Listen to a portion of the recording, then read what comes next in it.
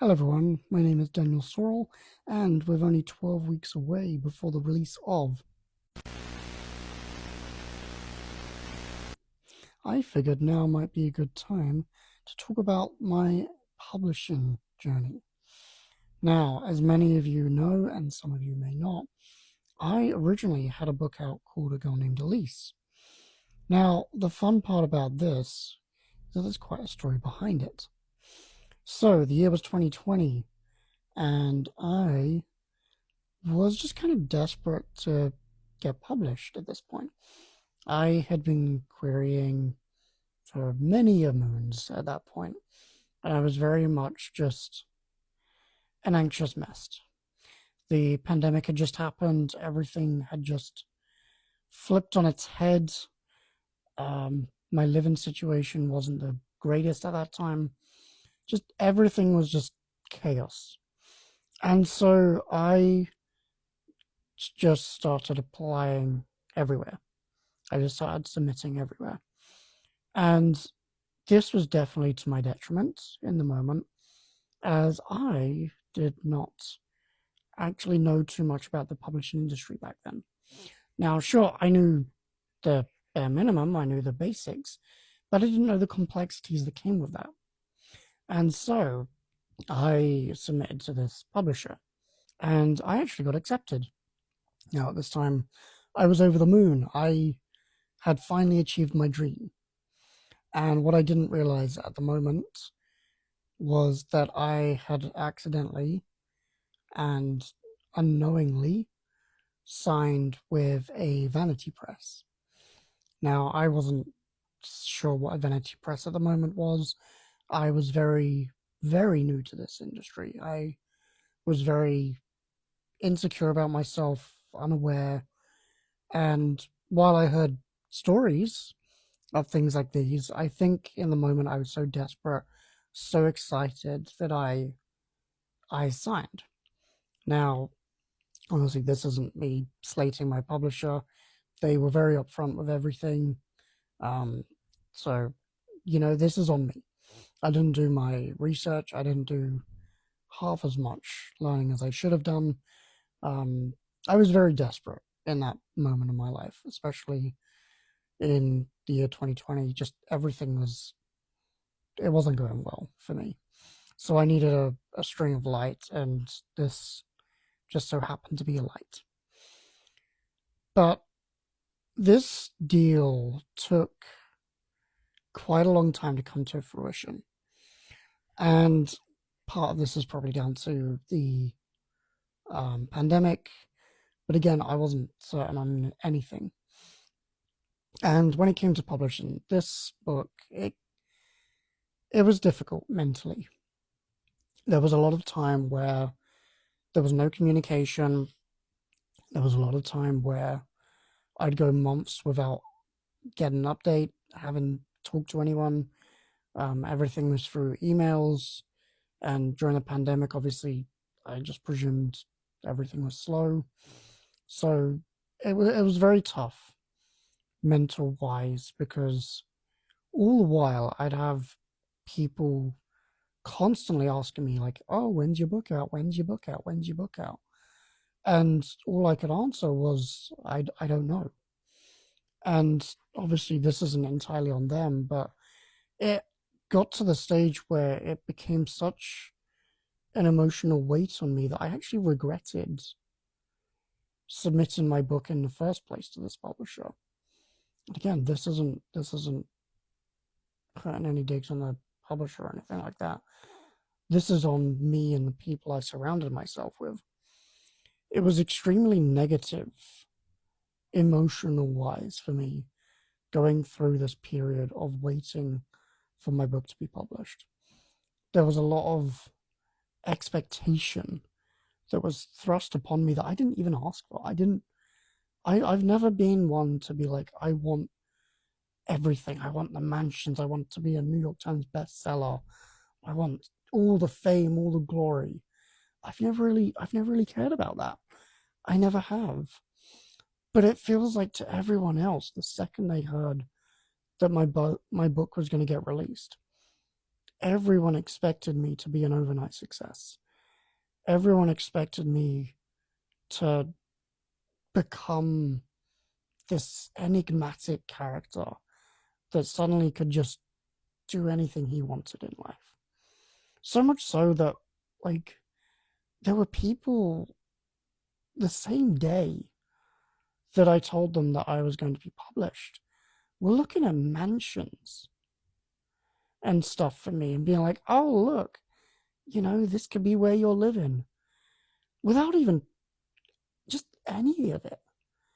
And I've never wanted to live in a mansion. My ideal place would be in the middle of the countryside, just a small house, like a cottage or something like that. The only extravagant thing I would have would be my home cinema. That would be it. But here I was, day one into being accepted, and already having this external pressure thrust upon me. It was crushing. It was very crushing. And there were times throughout this process when the first edition was getting published that I didn't know if I wanted to continue. So much so that throughout those couple of years while this was all playing out, I didn't write a single sentence. I couldn't bring myself to it.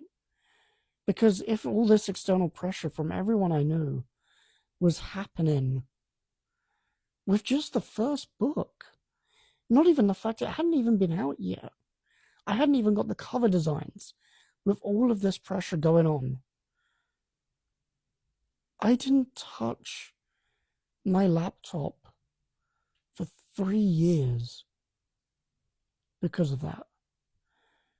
And looking back, it's heartbreaking. Because I finally discovered who I was because of this book. I finally discovered the love of writing, the love of telling stories, only to almost be bullied into not wanting to write due to the pressures that nobody would have made a difference in their life if I was successful or not. Like, it felt like I was the one that was like, if I was successful, then boom, I would solve their problems. It's like the expectations to be like, oh, well, the second you do well, all of a sudden my life's going to be better. And that expectation was so traumatic, especially during the pandemic when I was isolated for the most part, away from friends and things like that.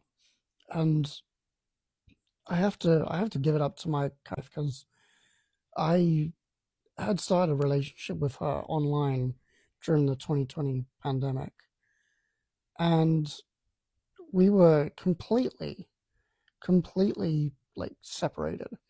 She was from America, I was from the UK. We were remote for the first year and 9 months of our relationship. And she was so supportive of me. She was so supportive of the journey I was going through, and she was there the entire time. And it was just tough. It was very difficult, again, emotional wise. And I know this is kind of more like a downer at the moment this week with 12 weeks to go.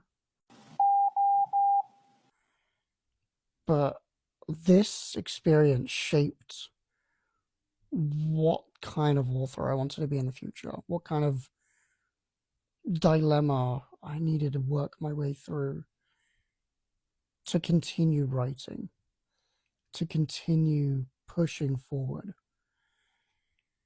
And as I'll talk about next week, it did take a while for me to start writing again. It did take a very long time for me to acknowledge the fact that I did not make the right decision for me. And not only that, that I was not responsible for other people's expectations of me. And that overall, this one experience even though it was my debut novel, even though it was my first ever experience in the publishing industry, did not have to dictate the rest of my career as a writer. And it took me way too long to do that. It took me way too long. So much so it only happened this year, which is what I'll talk about in a couple of weeks' time. But overall, 2020 to 2023 was probably the worst time for me as a writer because I couldn't bring myself to write. And if it wasn't for my wife, if it wasn't for my friends, the ones that supported me, I don't know if I would be where I am today without them. I don't know if I'd be talking to you right now without them. I don't know if I'd be in the process of getting ready to release A Girl Named Elise again without them. And it's tough talking about this, but I said I'd be talking about my history. I said I'd be talking about my journey. And this to me was probably the biggest moment of my time. But, anyways, uh, on a lighter note, 12 weeks to go. As per usual, I will see you next Saturday for the next part of the journey. Let me see here. So next week probably will be a little bit more lighthearted. I promise you they will be getting more lighthearted the closer we get to the launch. But again, this is me talking to you and telling you my journey. And it's not always going to be pretty. It's not always going to be perfect. And just know that I am so grateful to anyone that's watching. And I will see you next week. All right. Goodbye.